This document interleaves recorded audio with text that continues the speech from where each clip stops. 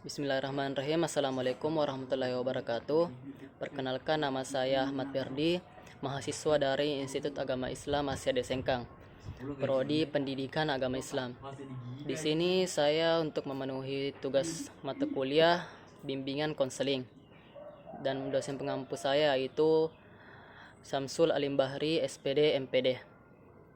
Di sini saya akan membahas tentang tujuan, fungsi, dan asas-asas bimbingan konseling.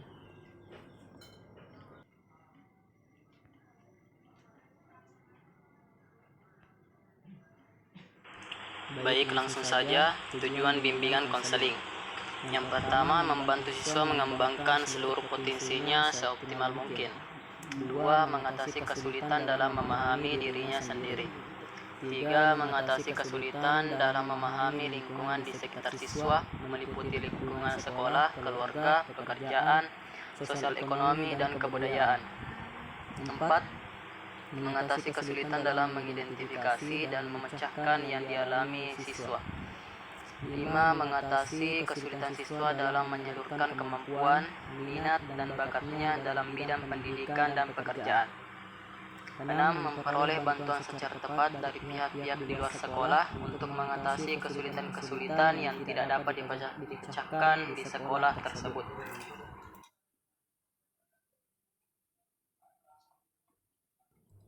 Kemudian selanjutnya, fungsi bimbingan konseling. Yang pertama, fungsi pemahaman. Bimbingan konseling sebagai fungsi pemahaman artinya melalui kegiatan bimbingan dan konseling yang dilakukan oleh siswa membuatnya lebih memahami diri sendiri, baik kelebihan, kekurangan maupun potensi yang dimilikinya, serta lingkungan di sekitarnya yang meliputi pendidikan, pekerjaan, dan norma agama. Melalui fungsi pemahaman ini, diharapkan siswa mampu mengembangkan potensi yang dimilikinya secara optimal dan memudahkannya untuk menyesuaikan diri dengan lingkungan secara dinamis dan konstruktif. Yang kedua, fungsi pencegahan.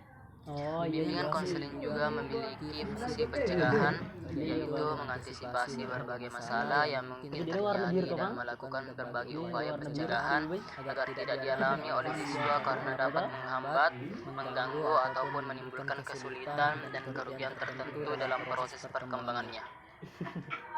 Yang ketiga, fungsi pengembangan. Fungsi pengembangan adalah upaya guru, bimbingan konseling atau konselor dalam menciptakan lingkungan belajar yang kondusif sehingga dapat memfasilitasi perkembangan siswa. Yang keempat, fungsi pengentasan.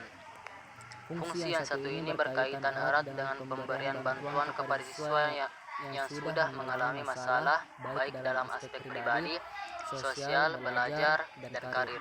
Untuk menjalankan fungsi ini, guru BK dapat menggunakan teknik bimbingan konseling berupa konseling perorangan, konseling kelompok, atau remedial teaching.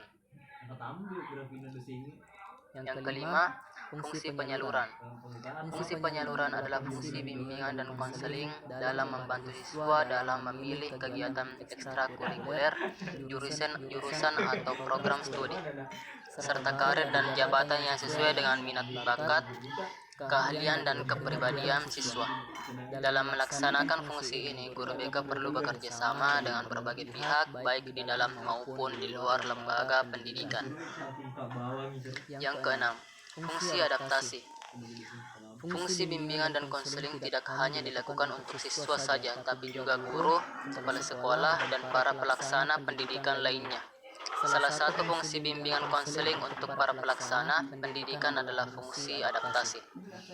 Fungsi ini membantu para pelaksana pendidikan untuk mengadaptasi program pendidikan terhadap latar belakang pendidikan, minat, kemampuan, dan keperluan individu. Fungsi ini juga membantu guru dalam memperlakukan siswa dengan tepat. Yang ketujuh, fungsi penyesuaian.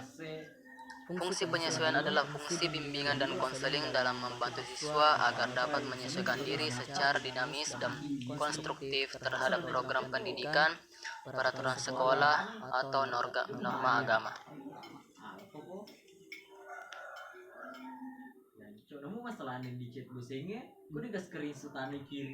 Selanjutnya, asas-asas bimbingan konseling.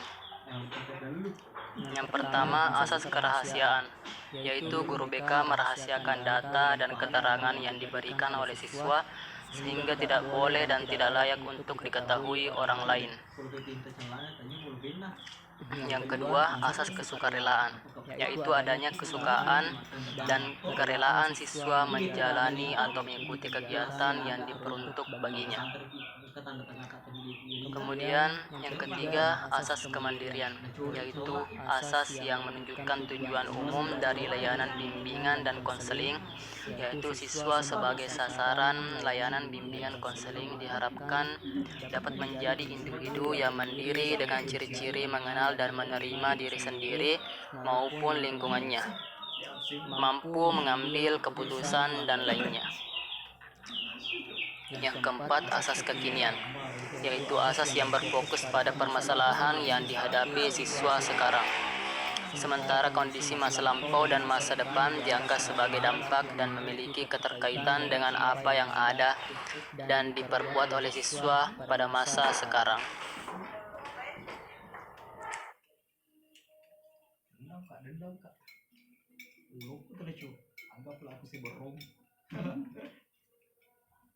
Cukup sekian, wabillahi taufiq wassadah. Assalamualaikum warahmatullahi wabarakatuh.